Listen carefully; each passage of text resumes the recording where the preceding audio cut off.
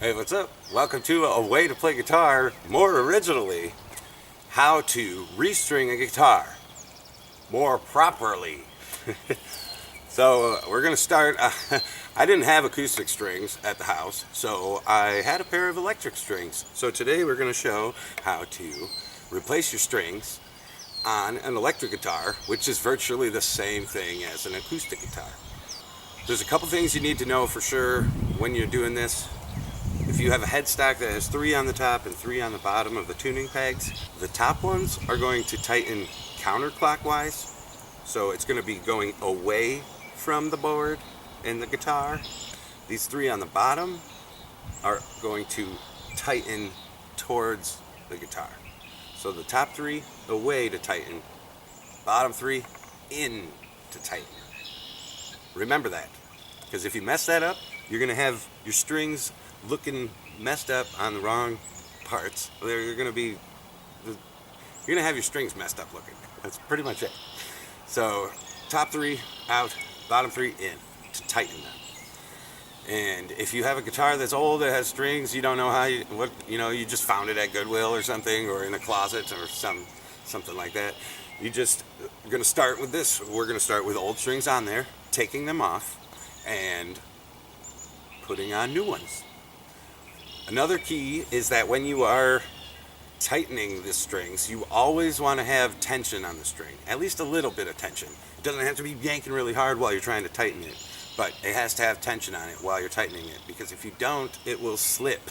Just another reason why you don't ever use a string winder, because you don't tighten it correctly and it'll tighten it too fast without spinning it right, so that when you're playing, it'll slip and come way loose and it'll pop, and it doesn't work. So don't use string winders. Don't. I mean, you can use it to take them off, I guess, but don't use them to put them on. You're gonna want to make sure that they line up on the little divots for each string, in case you didn't know. It lines right up on there while you keep all the tension on there. And I'll show you the form of holding your hands to keep the tension. So at first, I'm gonna take the strings off. We're going to do 2 at a time. We're going to do 1 at the top and 1 at the bottom.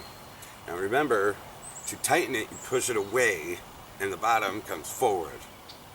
Since we're loosening it, it's going to be opposite, obviously.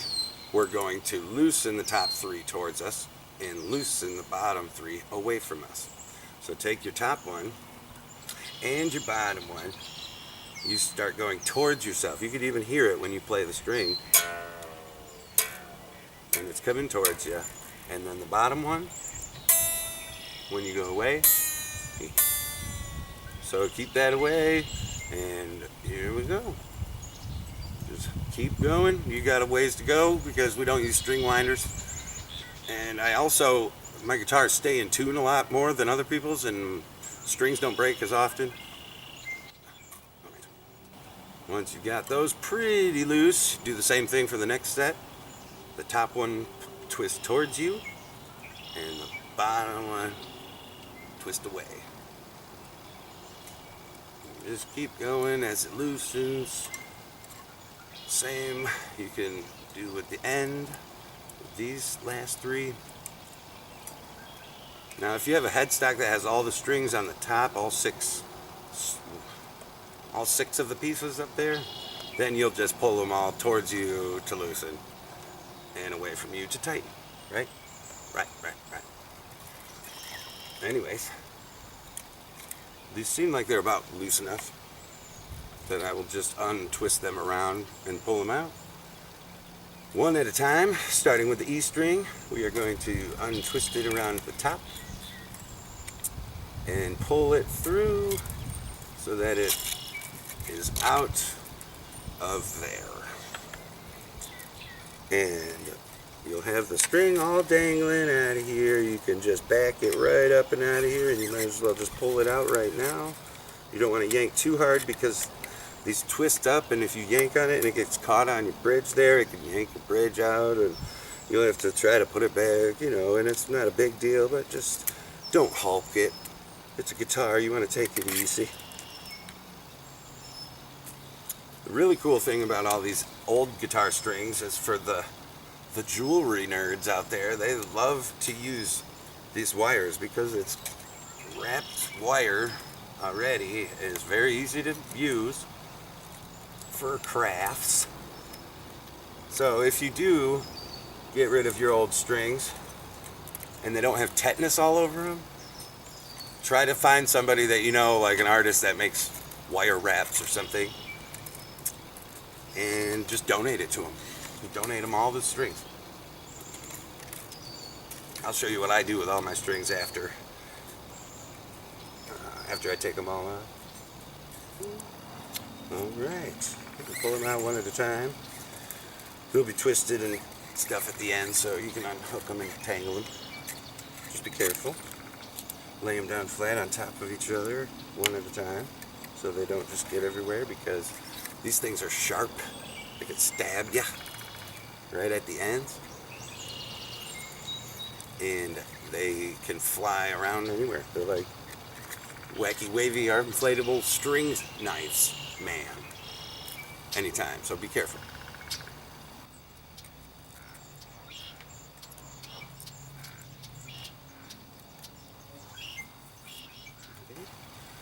Now we've got all of our strings in a pile all together, and what I do is I'll start to twist them around into each other so that this can kind of contain how crazy they get, so you end up with a little twisted little knot like that, or whatever. Not even really a knot. It does look pretty cool. You can just leave them dangling somewhere in your house. They look cool, whatever, if you really want to do that for artwork in your house. Or you could just find a friend that does art and buy their art and put that in your front yard or whatever, your front living room. Alright, twist it up a few more times just to keep it all together. Yup. And success. We have a bundle of old strings that we're going to donate to some artist friends that can make some cool wire wrap. They call heady wire wraps. Heady wires. Heady wraps, bro. Not heady wires. They're called heady wrap. I don't know, maybe. Correct me in the comments. Anyhow. So, since I am using an electric guitar right now, I'm putting electric strings on there. Do not put acoustic strings on an electric guitar. Same with an acoustic. Do not put electric strings on an acoustic. They pretty much make electric strings for every brand and acoustic strings for every band by now. So you just make sure you get acoustic. It should say acoustic. Usually after I take off all of the strings, you're going to have dust all over the fretboard and underneath between the humbuckers and pickups and in here. So I'd usually like wipe down with just a paper towel. Don't use water. Don't use pine sol. Don't use anything. Just use your paper towel in your hand to wipe it down. Some people, there's like probably some stuff that you can buy, some oils or something that will help you play faster and grease the crap out of your board. I don't know.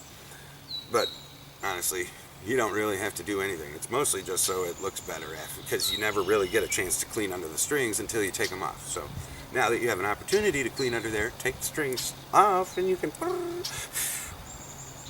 Alright. I got my guitar strings somewhere. Oh, they're right there. Alright, so the guitar is going to be laying down almost like a lap steel, right? So you got equal pressure and it's level from one knee, because you need support while you're doing this. You need to support the headstock and the neck evenly, not push them too hard up here or in the middle, right evenly. And leave it on your other leg and knee flat so it can hold it. So you're making a table out of yourself here, alright? We're tabling ourselves. Anyways, if you guys play your cards right, and this video helps you, and you hit like, and you subscribe, and you show people, hey, this dude's goofy, but he shows you how to put strings on a guitar, then maybe I'll get a sponsor for strings. And maybe it could be one of your friends that is like, oh, I'm venturing out and making my own string company. Be like, hey, this goofy dude will hook you up. Do you like the Newego? This is up in the better part of Michigan. Not the best part, that's further up. Further up. all the way up. On the packs of strings, they're usually color coordinated at the end, a little knob, and it says on the packaging what it is. So make sure you line up which one's what, okay? Because there's two E strings. One's like a fat one, and one's a tiny little wire, okay? One makes a lower sound, one makes a higher sound. So we're going to start with just showing you one on each part of the headstock, so you can see how to do the top three, and then you can see how to do the bottom three. And yeah, because it'll be a long video, you know, to do this by yourself. You'll get the idea.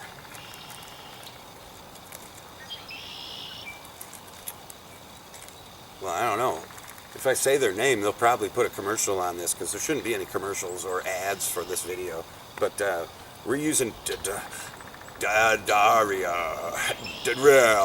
don't want to say it right, because they're going to be like, hey, he said Diodario, and you can put a commercial on this video now without his permission, because you use YouTube as a server. Whatever. Anyways, we're using the Diodario XLs. It doesn't matter. They come in different gauges. Just go with medium. If you want a higher, tinnier, treble-y sound, go with the lighter strings. If you want a fatter tone and you're playing heavier music maybe or something, or you want a wider range basically to be able to go lower lows, get the thicker gauge, the thicker strings. This one is not saying exactly the gauge for each one. It just says E6th brass. So we're going to open them up. Be careful, because they're stuck together and they shouldn't just go flying out of there like a jack in the box. But we still got one in there too. Okay. So we got all the strings out. You can see usually they're clumped together in twos, but they might be all separate or whatever. So our first one is brass. Brass is the big one, and the E string. So we're just going to take them out from each other.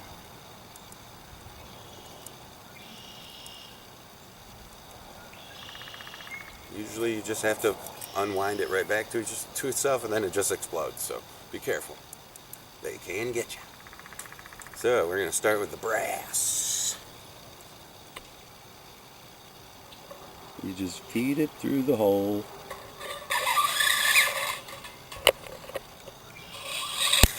Just like that. Okay? Once you feed it through the hole, you're going to get it to your 6th E string, which is the top one. You're going to pull it straight through the hole, just like that.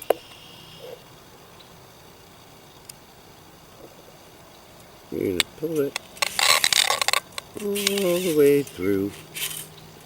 Line it up a little, so it's all the way through. Right? So you get it all the way through. You don't have to pull it really tight, just, you know, enough. They say to go to the next tuning knob for the space after you pull it through. Go about an inch or so and pull it back to loosen it so that it gives you some space. So you go back about an inch, and we're going to have slack now. But we want to keep this right here, okay? So we're going to stop the string by holding it at the bottom, like this with our finger, with our slack, and we can see that our hand goes underneath the string and it goes down to there. It's still going through. So you give it about an inch of slack back into the string, and you can twist it around clockwise and make sure you keep your finger holding that string down so the slack doesn't tighten or loosen. Once you do get it wrapped around twice, take your middle finger and you got your index finger holding. You got the index finger holding down the string here where it comes in. You twist it around and you use your middle finger to hold the excess that's coming around, okay? Now we're going to just hold this form.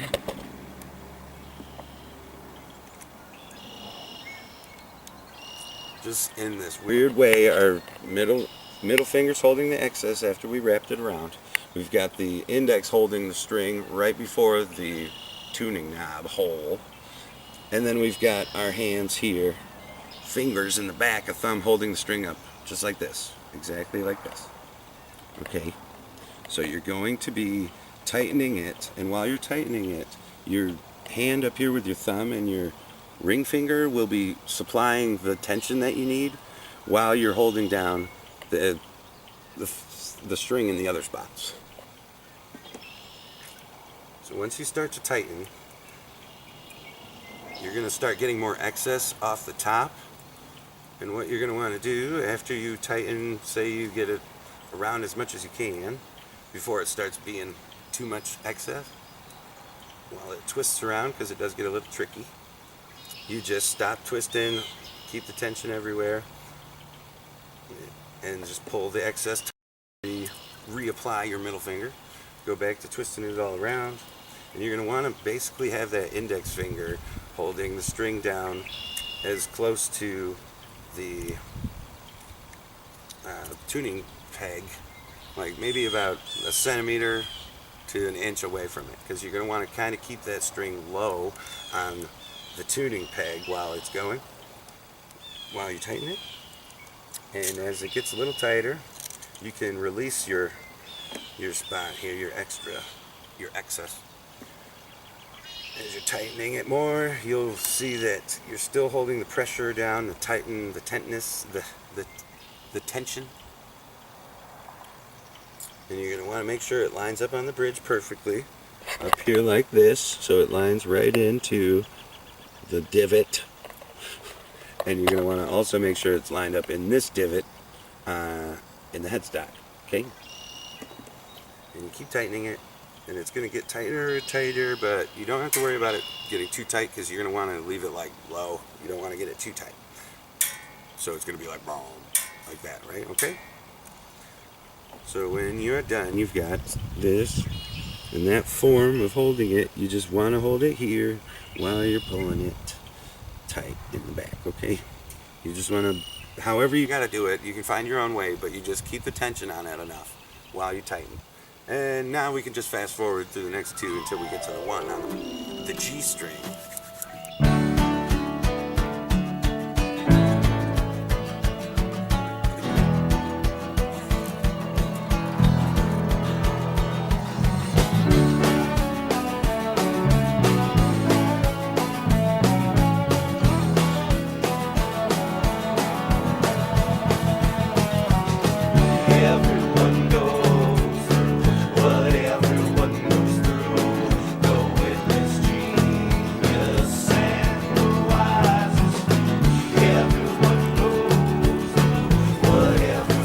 Liking the song?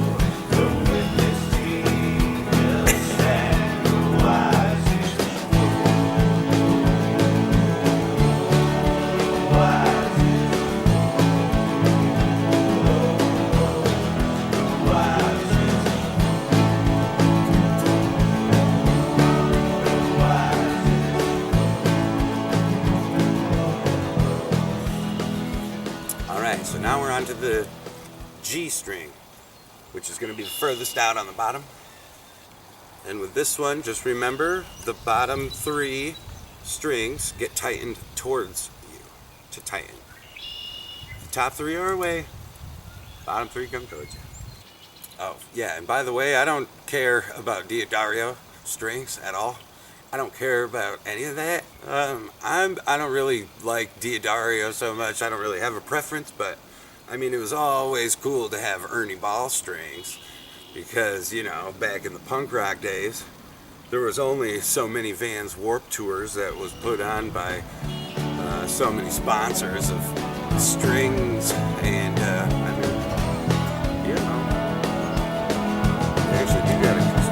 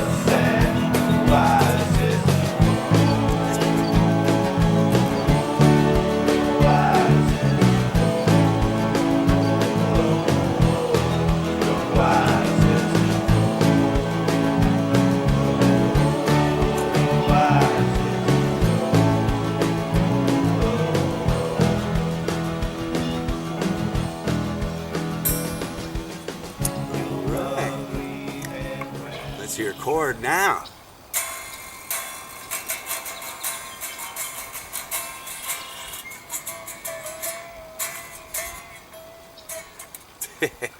So they're going to be really loose, which is still good, because after you do get all the strings finally on there, and this is what it will look like, a bunch of strings sticking off, jingle-ling-ling-ling-ling-ling, and we will get rid of those in a minute. Well, I don't have my scissors on me, so you can get rid of them. I'll show you how. Because you can just use scissors or little snippers. But when you do snip it, you're going to want to leave at least, maybe to be safe, 2 inches, because if you do snip that too low, there's sometimes it'll loosen and it'll be hard to tighten it back up, and it'll, so you want to just give it a little bit, right after you string it. Don't go right to the edge and snip it, because then it could lose the catch and then loosen. So, but don't leave them all the way on there. You can stab your eyes. You can stab people with it, and they just jingle and jangle, and it gets annoying. So you're going to want to stretch these strings one at a time. A buddy of mine, Rick, actually told me the 12th fret is what they consider about the middle of the string. Okay, so the 12th fret, that will be where you want to kind of start to grab. Okay, so when I grab the string, I'll just lightly pull on it a little bit while it's loose, enough to get my fingers under it, but then I will also push down with my thumb to cause a little bit of tension, just a little bit, for each little section. And just keep working up and down it, stretching it a little bit, not really hard. And then you do that with the next string too. Stretching it, stretching it, stretching it, stretching it. Stretch, stretch, stretch, stretch, stretch. And you won't have to worry about the tuning part. You just want to stretch these a little bit, because new strings always go out of tune. If they didn't, then they're not new strings. There's something wrong with them. But the good thing is, usually when you do break in your strings, you're playing more, new strings will get looser and lower. So all you really have to do is just tighten them up a little bit to tune them back into tune.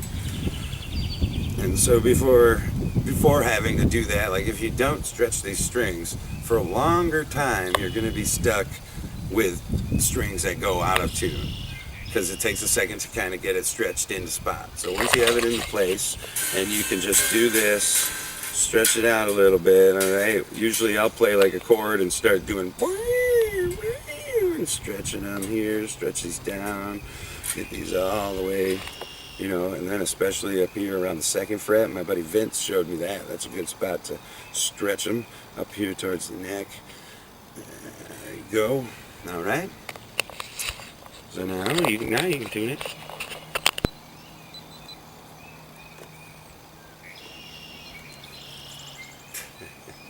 That's a first edition GoPro, by the way.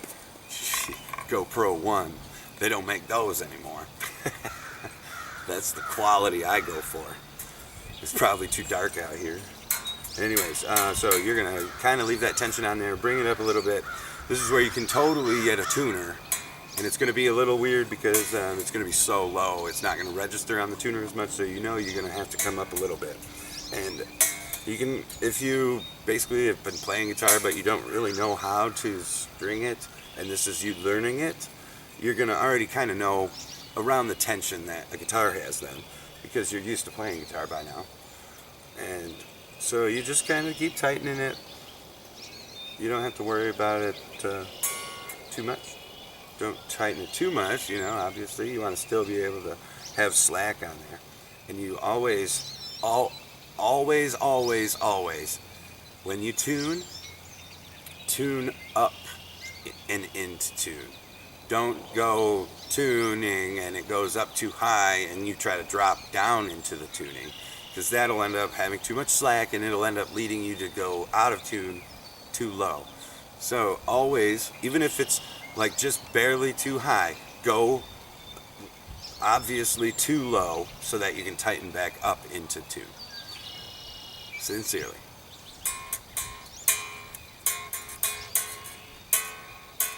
Alright, so we got this E first. We're just going to tune it to itself.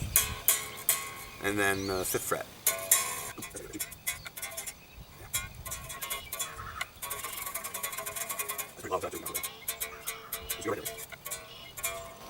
And if you don't know how to tune without a tuner,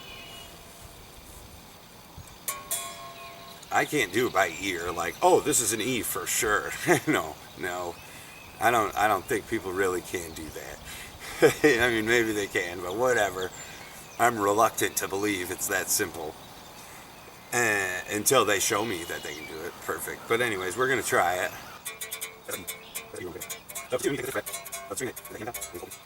This 5th fret and the string open underneath it should be exactly the same.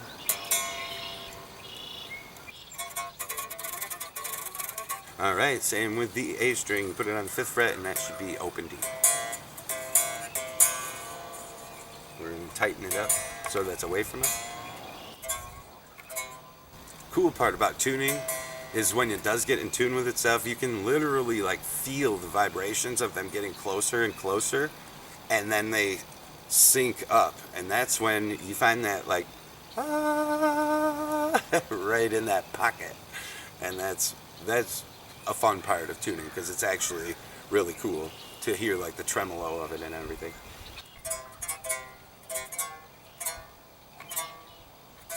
And then you do the 5th fret on the D string, and that's G. So tune it into itself.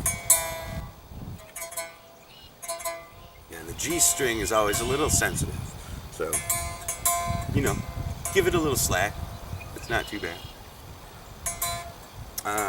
So for when you do get the G, you do the 4th fret, not the 5th fret. It's just for this one, because that's B. And the next string under it is B. So here you go.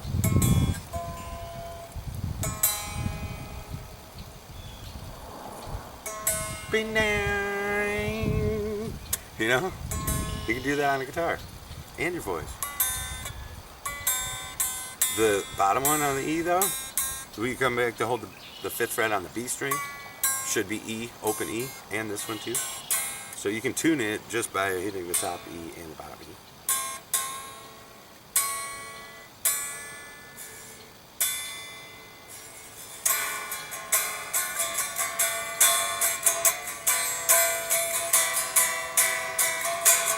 It's not going to sound good after you do that though. Because while you're tightening these into tune, it messes with the other strings tuning a little bit too, because they're still tightening and getting set and broken in.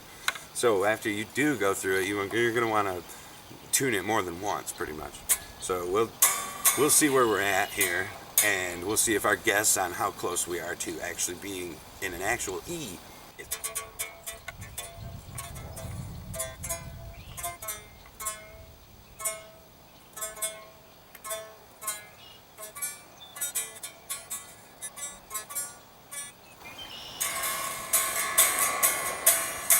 That's not very close. So after you do that and then you get the strings on there, play through some chords. It's going to sound really bad, but keep your stretchings going. Keep stretching them out because it takes a minute. This is just lightly playing on it, pulling on the strings, stretching them. You don't want to wail on them and break it. You can do a little bending thing once in a while.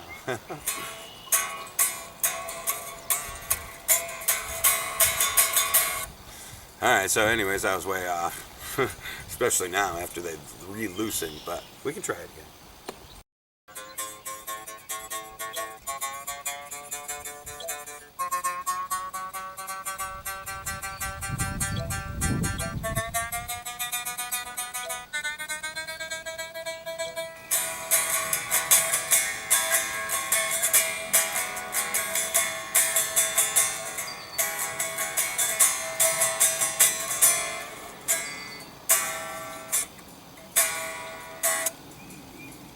Cool. So there, yet again, you have it. How to restring a guitar more properly. Don't use your dang stringwinder, man. That's just a way somebody made. It's like, hey, let me make this plastic garbage. that nobody needs. Thank you for checking it out. I hope it helps. You know, I'm not the best instructor, but hopefully I gave you enough information of the key points of keeping the pressure and the tension while you twist it. The correct way to twist it for each one, you want to hold on that step. I have faith that you will never have to pay to get your strings restrung ever again. And if you happen to get a bad guitar or a really cheap guitar, like a really cheap guitar, put new strings on it, no matter what, it's going to sound pretty much new. So it only lasts a little while depending on the guitar and the strings, but it'll have that nice little ring to it. Thank you for checking it out. Like it, comment, subscribe, share some, if you're from some random place, to comment where it is, because it's probably rad. And thanks for checking the content.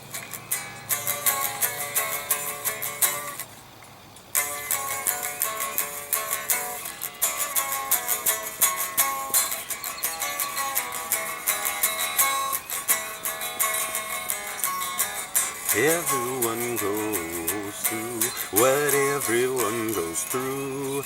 The witless genius and the wisest fools. Everyone goes through what everyone goes through. The witless genius and the wisest